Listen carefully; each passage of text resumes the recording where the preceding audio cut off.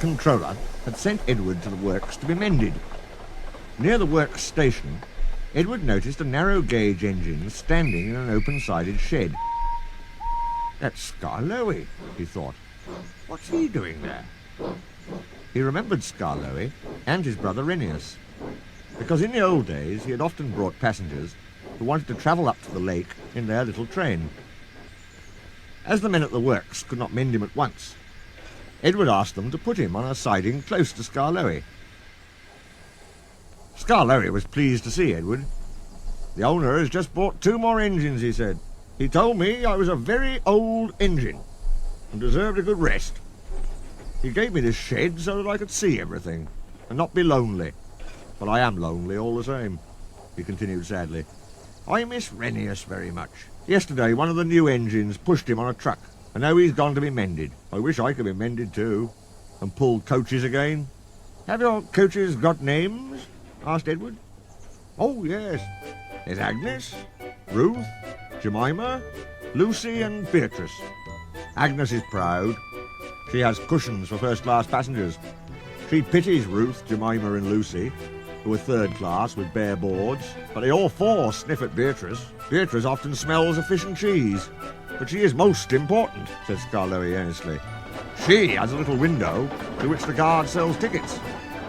I sometimes leave the others behind, but I always take Beatrice. You must have tickets, and a guard, you know." "Of course," said Edward gravely. "Renius and I," continued Skarloey, "used to take turns at pulling the trains. We know everybody, and everybody knows us. We whistle to the people in the fields, at level crossings, and in lonely cottages and farms, and the people always wave to us. We love passing the school playgrounds at break time, but then the children will always run over to the fence to watch us go by. The passengers always wave, because they think the children are waving to them. But we engines know better, of course," said Skarloey importantly. "Yes, we do indeed," agreed Edward. "We take your tourists to the lake, and then get ready to pull the train back.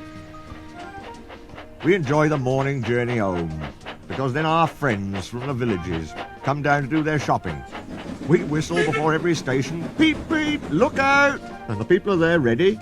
'Where's Mrs. Last?' asks the guard. 'She's coming!' 'Peep, peep,' we whistle, and Mrs. Last comes running onto the platform.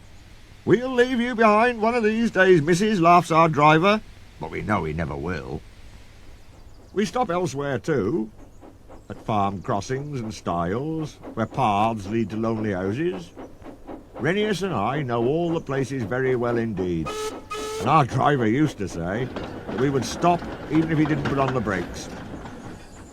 Sometimes on market day, Ruth, Jemima and Lucy were so full of people that the guard would allow third-class passengers to travel in Agnes. She didn't like that at all, and would grumble, 'First-class coach, third-class people.' That made me cross. 'Shut up,' I'd say, 'or I'll bump you.' That soon stopped her rudeness to my friends. Just then, some workmen came. 'We're going to mend you now, Edward,' they said. 'Come along.' Well, goodbye, Skarloey. Thank you for telling me about your railway. It's a lovely little line.' 'It is, it is. Thank you for talking to me, Edward. You've cheered me up.